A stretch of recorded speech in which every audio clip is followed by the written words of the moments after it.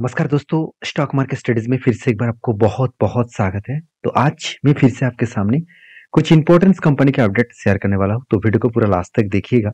और अभी तक अपने चैनल को सब्सक्राइब नहीं किया तो जरूर कर लीजिएगा। कंटिन्यूअसली इन्फॉर्मेशन और अपडेट्स पाने के लिए चैनल के ऊपर बने रहिएगा। तो चलो देख लेते हैं कौन सा कंपनी है इस वीडियो के अंदर। फर्स्ट जो कंपनी है उसके बारे में चर्चा करूँ, उसका नाम है प्रिंस पाइप एंड फिटिंग्स। देखिए, प्रिंस पाइप आप सभी जानते हैं, इस कंपनी इंडिया के टॉप 5 रैंकिंग में खुद का नाम दाखिल करा चुके हैं। अगर पाइप इंडस्ट्रीज के बारे में बात करूं तो नंबर 1 है सुप्रीम, उसके बाद एस्ट्रॉल, उसके बाद फिनोलेक्स, उसके बाद आप देखेंगे तो प्रिंस पाइप। देखिए, प्रिंस पाइप इंडिया की एक पॉपुलर कंपनी बनते जा रहा है, क्योंकि इस प्रिंस पाइप के ऊपर जो ब्रांड एम्बेसडर है वो अक्षय कुमार जी है। और बहुत सारे लोग यही गलती करते हैं कि ब्रांड एम्बेसडर जो है, कोई भी सिनेमा स्टार हो, कोई क्रिकेट स्टार हो, कोई भी फुटबॉल स्टार हो, तो उसको देखकर हम लोग क्या करते हैं, उस कंपनी को वो निवेश कर देते हैं। हम लोग को यही लगता है कि ब्रांड एम्बेसडर इतना बड़ा है तो कंपनी बहुत अच्छा होगा। ऐसे बिल्कुल नहीं। ऐसा होता तो हर कोई बड़े कंपनी ब्रांड एम्बेसडर को ही बड़े सिनेमा स्टार क्रिकेट स्टार को ही एडवर्टाइजमेंट करने के लिए हमेशा बोलते रहेंगे, तो ऐसे होगा नहीं। कंपनी का परफॉर्मेंस आपको देखकर काम करना पड़ेगा। जैसे प्रिंस पाइप के ऊपर बात करूं तो इसका कर्जा ना के बराबर है, और आरओसी आरओई दोनों ही एवरेज लेवल के आसपास है। और कंपनी के ऊपर सेल्स का जो ग्रोथ है वो भी ठीक ठाक है। अगर मैं ग्रोथ के बारे में चर्चा करूं तो सेल्स 5 साल 3 साल में बहुत शानदार दिखा, और प्रॉफिट ग्रोथ आपको 3 साल में कुछ खास नहीं, 5 साल में 10% के आसपास दिखा। मगर कंपनी रिटर्न आपको धमाका दिया, 1 साल में 22% और 3 साल में 40%। तो अलग लेवल का यहाँ पे रिटर्न देखने को मिले। और रिटर्न ऑफ इक्विटी के बारे में बात करूं तो रिटर्न ऑफ इक्विटी भी 9%, 16, 17, 18% के आसपास देखने को मिले। तो कंपनी इसके ऊपर रिजर्व लगातार बढ़ता हुआ देखने को मिले, और कंपनी का बोरिंग्स एकदम कम हुआ। तो कर्जा जो कंपनी कम कर रहा है और कंपनी का रिजर्व जो बढ़ा रहा है, तो उस कंपनी में कुछ ना कुछ तो ग्रोथ होगा। उसके साथ साथ कंपनी खुद के बिजनेस के ऊपर पैसा भी लगा रहा है। उसके साथ साथ कंपनी को जो ट्रेड रिसीव हुआ, इस बार 418 करोड़ के आसपास ट्रेड रिसीव हुआ। तो लास्ट कुछ फ्यू ईयर्स का डेटा दिखा दूं तो उतना खास ट्रेड रिसीवेबल नहीं हुआ। इस बार 418 करोड़ के आसपास ट्रेड रिसीव हुआ। और एज ए इन्वेस्टर इस कंपनी के ऊपर एफएस डीएस पब्लिक हर किसी के पास इन्वेस्टमेंट आपको दिख जाएगा। चाहे वो प्रोमोटर हो, चाहे वो एफएस हो, चाहे वो डीएस हो, चाहे वो पब्लिक हो, हर किसी के पास आपको इन्वेस्टमेंट दिखने को मिल जाएगा। तो एज ए म्यूचुअल फंड के बारे में बात करूँ तो इस कंपनी के ऊपर आप देखेंगे तो लास्ट कुछ फ्यू मंथ्स में, जैसे सितंबर, अक्टूबर और नवंबर, इस तीनों मंथ में बाइंग तो हुआ मगर उतना हाई प्रेशराइज बाइंग नहीं हुआ। आप देख सकते हैं वॉल्यूम बहुत कम था, बाइंग का प्रेशर उतना ज्यादा नहीं था, लोग सेल ऑफ भी कर रहा था। तो अभी इतना सेल ऑफ होने के पीछे कारण कौन सा है? देखिए, वो कारण आपको यहाँ पे दिखेगा चार्ट पैटर्न्स में। देखिए, चार्ट पैटर्न्स में क्या हुआ कि एक पैटर्न क्रिएट हुआ, शोल्डर कम शोल्डर, फिर से एक बार शोल्डर, तीन बार शोल्डर बना, फाइनली उसके बाद एक बिग हेड बना, उसके बाद एक शोल्डर क्रिएट हुआ। इसको कहा जाता है reversal head and shoulder pattern. तो जब भी कुछ reversal head and shoulder pattern बनता है, उसके बाद कोई भी ब्रेकआउट होता है, तो एक बड़ा मोमेंटम देखने को मिल जाते हैं। तो यहाँ पे देखिए, फाइनली यहाँ पे क्या हुआ, ब्रेकआउट हुआ, और फाइनली इस कैंडल ने कंफर्मेशन कर दिया। उसके बाद नीचे आया था, जब नीचे आए थे तभी मैंने आपको बताया कि 200 डेज इसका स्ट्रांगली एक सपोर्ट बन सकता है, और उसी लेवल को टच करके वो रिवर्स कर सकते हैं। फाइनली वो रिवर्स भी किया, और फिर से वो ब्रेकआउट किया। और मैंने आपको ये भी मेंशन किया कि ये जो रेंज है बहुत स्ट्रांग रेंज है। इसी रेंज के ऊपर क्लोजिंग होना चाहिए हाई वॉल्यूम के साथ, तो एक बड़ा मोमेंटम आपको देखने को मिल जाएगा। तो कहने का मतलब ये है कि कभी कभी हम लोग को पेशेंट के साथ बने रहना होगा। कंपनी का अगर परफॉर्मेंस अच्छा हो तभी पेशेंट के साथ बने रहना। ऐसे नहीं कि बेकार रिजल्ट है, हाँ चलो रिजल्ट तो दिखाना ही भूल गया। कंपनी के रिजल्ट देखिए, प्रॉफिट जो पिछले बार लॉस किए थे वो ही प्रॉफिट इस बार पॉजिटिव में कन्वर्ट हो गया। तो जो कंपनी लॉस मेकिंग कंपनी था वो धीरे धीरे करके पॉजिटिव में कन्वर्ट हो चुके हैं। तो इस कंपनी के ऊपर एक बिग पॉजिटिव साइन आपको देखने को मिलेगा। तो इस कंपनी के ऊपर आपके क्या राय है, जरूर कमेंट्स करना। और नेक्स्ट जो कंपनी है उसका नाम है टाटा एल्क्सी। देखिए, टाटा ग्रुप के एक बेस्ट कंपनी है। टाटा ग्रुप के एक आईटी सेक्टर टीसीएस के बाद अगर सबसे ज्यादा ट्रस्टेड कंपनी आईटी सेक्टर में माना जाता है वो है टाटा एल्क्सी। क्योंकि टाटा टेक्नोलॉजी सर्विसेज वो भी एक आईटी सेक्टर से बिलोंग करते हैं, मगर वो कंपनी आज रैंकिंग में 3rd पोजीशन में है। Small and medium type categories में आईटी सेक्टर जितने सारे कंपनीज है उनमें से टाटा जो टाटा टेक्नोलॉजी सर्विसेज है वो इंडिया के 3rd लार्जेस्ट कंपनी है, और टाटा एल्क्सी नंबर 1 है। क्योंकि टाटा एल्क्सी सिर्फ ऑटो सेगमेंट के ऊपर काम नहीं कर रहा है, वो ऑटोमोटिव्स के ऊपर, मीडिया के ऊपर, कम्युनिकेशन के ऊपर, हेल्थ केयर के ऊपर, सब कुछ के लिए अलग अलग कैटेगरीज के लिए कंपनी काम कर रहा है। तो ये एक बेस्ट पॉइंट है किसी भी कंपनीज के लिए। और रही बात कंपनीज के ऊपर, जो क्वार्टरली रिजल्ट है वो आप देखेंगे तो कंपनी के सेल्स के मामले में कंपनी एक धमाका परफॉर्मेंस करने वाला कंपनी है। तो उसी तरीके से कंपनी एक्सपेंस को भी कंट्रोल किया और उसी बेसिस में कंपनी ने क्या किया, प्रॉफिट को भी अलग लेवल में ग्रोथ कराया। 79 करोड़ से बढ़ के हो चुके 200 करोड़ के आसपास। तो बिग पॉजिटिव पॉइंट्स यहाँ पे देखने को मिला और इस पॉजिटिव पॉइंट्स के कारण कंपनी में एक मोमेंटम जर्नी आपको देखने को मिलेगा। तो इसीलिए शायद इन्वेस्टर भी इस कंपनी के ऊपर कंटिन्यू कर रहा है, चाहे एफएस हो, चाहे डीएस हो, चाहे पब्लिक हो।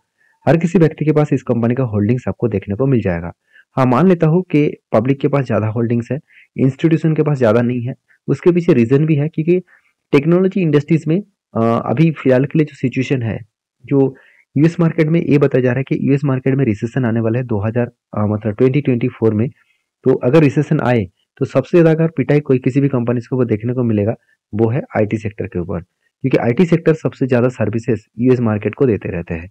तो इस कंपनी के ऊपर लास्ट कुछ फ्यू डेज का डेटा दिखा दूं तो कंपनी के ऊपर आप देखेंगे तो लास्ट कुछ मंथ के डेटा, तो जून जुलाई और इस दोनों मंथ में अच्छा खासा बाई हुआ, अगस्त सितंबर में सेल ऑफ हुआ, फिर से अक्टूबर नवंबर मंथ में बाइंग स्टार्ट हो चुके हैं। तो फाइनली इसके ऊपर जो टेक्निकली चार्ट पैटर्न्स बना वो आप देखेंगे तो टाटा एलेक्सी के ऊपर यहाँ पे क्या बना था, एक कप बना, उसके बाद एक हैंडल बना। तो कप विथ हैंडल पैटर्न्स बनने के बाद फाइनली यहाँ पे ब्रेकआउट हुआ और उसके बाद नेक्स्ट कैंडल ने ही यहाँ पे कंफर्मेशन कर दिया। तो कंफर्मेशन होने के बाद यहाँ पे देखिए थोड़ा सा रिटेस्ट किया, उसके बाद देखिए धीरे धीरे करके आगे बढ़ रहा है। इसका जो टारगेट मैं टारगेट लेकर चल रहा हूँ करीबन 10304 के आसपास। तो ये टारगेट लेकर मैं चल रहा हूँ और इस टारगेट अगर बनेगा तो अराउंड 28% के आसपास टारगेट बन सकता है। अभी आप क्वेश्चन करेंगे सर इसका टारगेट कब बनेगा, वो तो मुझे पता नहीं, मगर टारगेट होने का चांसेस बहुत ज्यादा है क्योंकि प्रीवियस जो स्विंग हाई है, जो एक स्ट्रॉन्गली रेजिस्टेंस कम सप्लाई जोन है, वही लेवल के नीचे यहाँ पे टारगेट बना है। तो इसका मतलब हायर पॉसिबिलिटी है उस टारगेट को वो अचीव करेंगे। तो बाकी इसके ऊपर आपके क्या राय है जरूर मुझे कमेंट्स करके बताना। और नेक्स्ट जो कंपनी है उसका नाम है ग्रीन पैनल इंडस्ट्रीज लिमिटेड। तो ग्रीन पैनल इंडस्ट्रीज आप सभी जानते हैं इस कंपनी का ग्रोथ फ्यूचर में बहुत ज्यादा होने का चांसेस है क्योंकि प्लाईवुड का जो डिमांड है वो लगातार बढ़ते चले जा रहे हैं। आज इंडिया के पर कैपिटल इनकम बढ़ रहा है, जब पर कैपिटल इनकम बढ़ेगा तो लोगों के मन में यही आएगा कि चलो मैं घर बनाऊं, घर में इंटीरियर का काम करूं, कोई भी दुकान बनाऊं, ऑफिस बनाऊं, तो सबके लिए इंटीरियर का काम करूं। तो इसके लिए प्लाईवुड का बहुत ज्यादा जरूरत है। तो इसके साथ साथ मीडियम डेंसिटी जो फाइबर है उसके ऊपर भी कंपनी काम कर रहा है। तो इसका मतलब कंपनी वही प्रोडक्ट के ऊपर काम कर रहा है जो प्रोडक्ट का फ्यूचर में डिमांड बढ़ सकते हैं। तो देखिए इस कंपनी का कितना बढ़ेगा नहीं बढ़ेगा वो तो अलग बात है, मगर कंपनी बहुत छोटा है, इसका ग्रोथ होने का चांसेस ज्यादा है अगर कंपनी सही दिशा में जा रहा है तो। देखिए आरओई तो बेस्ट है, इनकम जबरदस्त है और प्रोमोटर के पास होल्डिंग्स भी ठीक ठाक है, कर्जा ना के बराबर है, हाथ में कैश भी जबरदस्त है। इतने सारे पॉइंट्स कंपनी का प्लस में है। साथ ही साथ कंपनी के क्वार्टर रिजल्ट में आपको कभी भी उतना गिरावट का माहौल देखने को नहीं मिलेगा सेल्स में। हाँ, थोड़ा सा सेल्स पिछले सालों की तुलना से कम हुआ मान ही लेता हूँ, मगर क्वार्टर को कंपनी बीट कर पाए। दो चीज देखने को मिलता है, एक ईयर ऑफ ईयर बेसिस, एक क्यू ऑफ क्यू बेसिस, मतलब क्वार्टर ऑफ क्वार्टर बेसिस और ईयर ऑफ ईयर बेसिस, दोनों में आपको एस्टिमेट को बीट करने का आपको कंपनी का कोशिश करना, मतलब दोनों को बीट करना चाहिए, तभी कंपनी का स्मूथनेस देखने को मिलेगा। मगर यहाँ पे ईयर ऑफ ईयर बेसिस को बीट नहीं कर पाए, क्वार्टर क्वार्टर बेसिस को कंपनी बीट गया। तो कंपनी का नेट जो प्रॉफिट है वो 72 करोड़ से घट के हो चुके 41 करोड़। तो थोड़ा सा वॉलेटिलिटी तो होगा ही क्योंकि मार्केट है और साथ ही साथ कंपनी बहुत छोटा है, एक स्मॉल कैप टाइप कंपनी है, तो इतना तो बनता है। फिर भी देखिए कंपनी ऐसे नहीं कि लॉस कर दिया तो प्रॉफिट एकदम गिर गया, ऐसे बिल्कुल नहीं। मान ही लेता हूँ कंपनी का 50% के आसपास प्रॉफिट करेक्शन हुआ, फिर भी इस कंपनी में दम है आगे बढ़ने के लिए। तो एज ए इन्वेस्टर इस कंपनी के ऊपर इसीलिए शायद मुझे लगता है कि एफएस डीएस पब्लिक ने अच्छा खासा धमाका बाइंग किया। तो डीएस ने करीबन 16% से होल्डिंग को बढ़ाकर 22% कर चुके हैं और एफएस ने 10% होल्डिंग को बढ़ाकर 4% कर चुके हैं। तो अलग लेवल का यहाँ पे मतलब जो ग्रोथ है वो देखने को मिला। उसके साथ साथ आपको मैं जरूर कहूंगा इस कंपनी के ऊपर जो लास्ट कुछ फ्यू मंथ्स का डेटा है उसमें डेटा में कुछ खास यहाँ पे एवरेज डिलीवरी देखने को नहीं मिला, सॉरी कुछ खास ज्यादा डिलीवरी देखने को नहीं मिला। एवरेजली कंपनी के ऊपर 45% के आसपास डिलीवरी का परसेंटेज है। तो इसमें आपको एक चीज बता दूं कि कंपनी के ऊपर जो टेक्निकली चार्ट पैटर्न बना है वो कुछ इस तरीके से शोल्डर कम हेड कम शोल्डर बना था और फाइनली ब्रेकआउट हुआ और यहाँ पे ब्रेकआउट कंफर्मेशन भी किए। देखिए जो लोग सोच रहे थे कि यहाँ पे जाने के बाद टारगेट अचीव हो जाएगा, तो मैंने आपको यहाँ पे भी वीडियो बनाकर शेयर किया था कि प्रीवियस एक स्ट्रांगली क्या था, रेजिस्टेंस और एक स्ट्रांगली सप्लाई जोन था।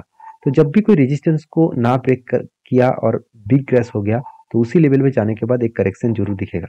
मगर ध्यान देना इस चीज को, अगर मैं यहाँ पे टेल लाइन ड्रॉ करके दूं तो एक जो लो बना उसके बाद एक हायर लो बना, ऐसे नहीं कि लोअर लो बन रहा है। अगर लोअर लो बन रहा है तो बहुत बड़ा खतरा है, अगर हायर लो बन रहा है तो एक मोमेंटम जरूर दिखेगा। उसी के कारण कंपनी के ऊपर रिवर्सल देखने को मिले, और मुझे लगता है तो इस लेवल को ब्रेकआउट करके इजीली वो टारगेट अचीव कर सकते हैं। अगर एंट्री लेवल से टारगेट तक देखो तो 25% के आसपास टारगेट मिलने का चांसेस है। बाकी इस कंपनी के ऊपर आपका क्या डिसीजन है, मुझे जरूर कमेंट्स करके लिखिएगा।